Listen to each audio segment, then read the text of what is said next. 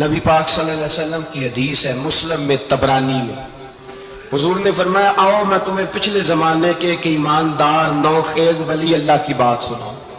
پچھلے زمانے، حضور نے فرمایا پچھلے زمانے میں ایک بادشاہ جادو کے زور پہ حکومت کرتا ہے۔ جادوگر بوڑھا ہو گیا تو کہنے لگا بادشاہ کوئی نوجوان میرے پاس بھیج دے، اب میں بوڑھا ہو گیا ہوں، میرا پتہ کوئی نہیں، کب مر جاؤں۔ ایک نوجوان کی ڈیوٹی لگائی، بڑا زیرک سمجھدار، اپنے رعایا میں سے چن کے جو ذہین فطرت مزاج بچہ تھا وہ اس نے لگایا۔ اللہ کے محبوب علیہ الصلوۃ والسلام فرماتے ہیں بچہ جادو سیکھنے لگا، وقت گزرنے لگا۔ بچہ جب جادو سیکھنے جاتا تو رستے میں ایک راہب بھی تھا جو انجیل جانتا تھا، وہ اللہ اللہ سکھاتا، لوگوں کو حضرت عیسیٰ علیہ السلام کی تعلیمات سے آگاہ کرتا۔ اس نے دیکھا کہ یہاں بھی لوگ اکٹھے ہیں تو وہ بچہ اس راہب کے پاس بھی اٹھنے بیٹھنے لگا۔ اب جب اس کے ساتھ اس کی گفتگو بڑھنے لگی تو اس کو باتوں میں لذت آنے لگی۔ اس نے راہب نے پوچھا کہ تو کون ہے اور کس طرح سے آیا ہے، کیا تیرا معاملہ ہے؟ اس نے کہا جی میں جادو سیکھنے جاتا ہوں، آپ کی باتیں مجھے بڑی اچھی لگتی ہیں۔ اس نے کہا دین سیکھ، جادو سیکھنے والے کافر ہو جاتے ہیں، قرآن و حدیث سیکھنے والوں کو اللہ کامل ایمان عطا فرماتا ہے۔ فرمایا یہ سیکھ۔ بچہ بیٹھنے لگا، اس کے پاس آنے لگا، باتیں دل میں گھر کرنے لگی۔ ایک وقت آیا کہ مسلمان ہو گیا، اور مسلمان کیسے ہوا؟ بچہ کہتا میں تجربہ کر کے ہوا۔ اب میں تھوڑا سا وقت جادوگر کے پاس بھی جاتا اور باقی سارا وقت وہاں بیٹھتا۔ میں ایک دن جا رہا تھا تو رستے میں اژدہا تھا، بہت بڑا سانپ تھا، رستہ روک کے کھڑا تھا۔ یہ حضور نے بیان کی حدیث۔ نبی پاک صلی اللہ علیہ وسلم فرماتے ہیں بچہ کہتا ہے کہ رستے کے اندر سانپ ہے، رستے بند ہے، لوگ چھتوں درختوں پہ چڑھے ہیں، راش ہے۔ کہتے چھوٹا سا روڑا میں نے اٹھایا تو میں نے کہا اللہ اگر جادوگر سچا ہے تو اسے مار دے۔ چھوٹا سا روڑا میں نے پھینکا، اژدہا کوئی نہ مرا۔ پھر چھوٹا روڑا اٹھایا، میں نے کہا اللہ اگر وہ عالم سچا ہے تو اسے مار دے۔ اب جب میں نے روڑا مارا تو اژدہا مر گیا۔ میرے اندر سے گواہی آئی نہیں دین کی باتیں سچی ہیں، نہیں قرآن کی باتیں اسلام سمجھانے کے لیے عرض کر رہا ہوں، اگرچہ اس دور میں انجیل تھی، اللہ رسول کی باتیں اچھی ہیں۔ کہتے میں مسلمان ہو گیا، اب میں نے راہب کے پاس ہی رہنا شروع کر دیا، جادوگر کے پاس چھوڑ دیا اس بچے نے آنا۔ بادشاہ پوچھتا کہاں زیادہ وقت گزارتے ہو تو وہ بات بول کر دیتا، وقت تیزی سے بڑھنے لگا۔ اللہ نے اس نوجوان میں طاقت پیدا کر دی، اب وہ اس کے اندر نا اللہ نے توانائی روحانیت پیدا کر دی، ابھی جوان ہے، 14-15 سال عمر ہے۔ اللہ نے اب جو بیمار بھی آتا وہ دعا کرتا تو اللہ صحت عطا کر دیتا، جو بھی آتا۔ بادشاہ کا ایک درباری تھا، بادشاہ کو پنکھا جلتا تھا، وہ اندھا ہو گیا، کوئی ایسی تکلیف آئی کہ نابینا ہو گیا، بڑے علاج کرائے شفا نہیں ہوئی۔ کسی نے اس بچے کا پتہ بتایا کانوں میں، اس کے پاس گیا تو بچہ کہنے لگا شفا تو ہو جائے گی پر کلمہ پڑھنا پڑے گا، مسلمان ہونا پڑے گا، جس پیغمبر کا میں غلام ہوں تجھے بھی بننا پڑے گا، دین پہ عمل کرنا پڑے گا، اللہ شفا دیتا ہے۔ اس نے کہا تو مجھے کلمہ پڑھا، مجھے شفا دے، میں تیار ہوں۔ اس نے کہا شفا تو اللہ دیتا ہے۔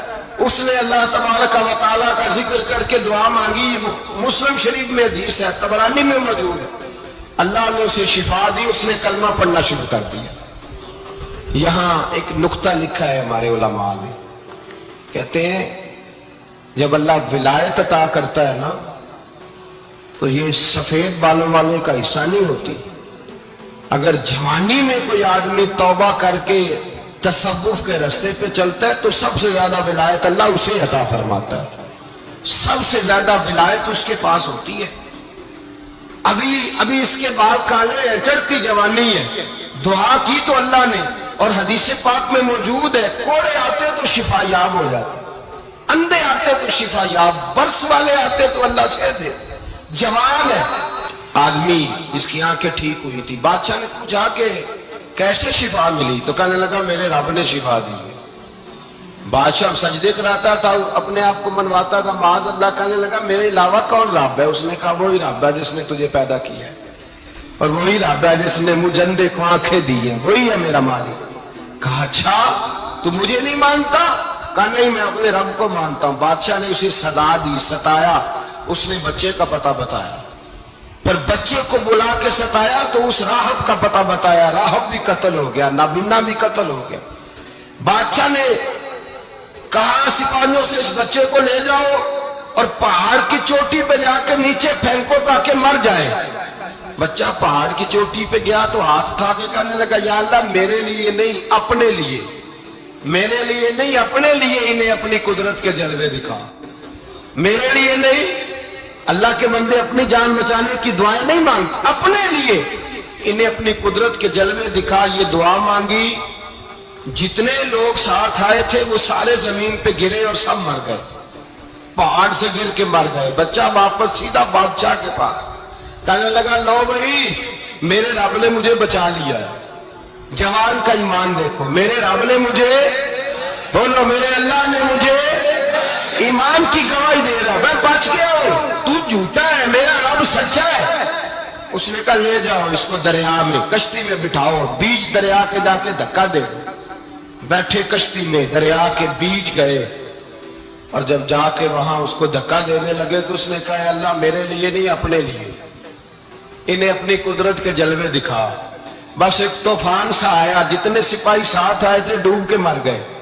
وہ بچہ اٹھا اور سیدھا پھر بادشاہ کے پاس، اسی کے پاس کہنے لگا لو بھائی میرے رب نے مجھے بچا لیا ہے، تیرے پاس آیا ہوں۔ وہ کہنے لگا تو کیا مصیبت میرے گلے پڑ گئی ہے، کیسے جان چھوٹے گی؟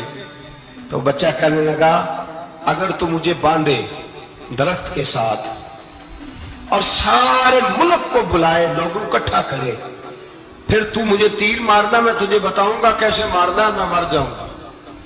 اللہ کا بندہ نوجوان ایمان دیکھو، مرنے کے طریقے بتا رہا ہے، میں تجھے بتاؤں گا میں کیسے مروں گا۔ یہ بات کہی، بادشاہ نے سارا مجمع جمع کیا، ملک سارا باہر آ گیا، درخت کے ساتھ باندھ دیا۔ کہنے لگا بھائی لوگوں یہ مجھے مارنا چاہتا تھا، مار نہیں سکا، اب میں اسے بتانے لگا ہوں کہ میں کیسے مروں گا۔ اسے کہو جب تیر مارے تو ساتھ میرے رب کا نام بھی لے، میں اپنے رب کے نام پہ جان دوں گا۔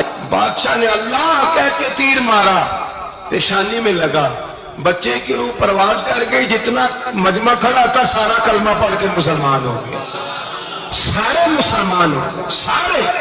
میرے رسول پاک سید عالم صلی اللہ علیہ وسلم نے نوجوانوں کو بتایا جب تمہارے اندر ایمان کی قوت آئے گی تو اللہ تمہاری مدد کرے گا۔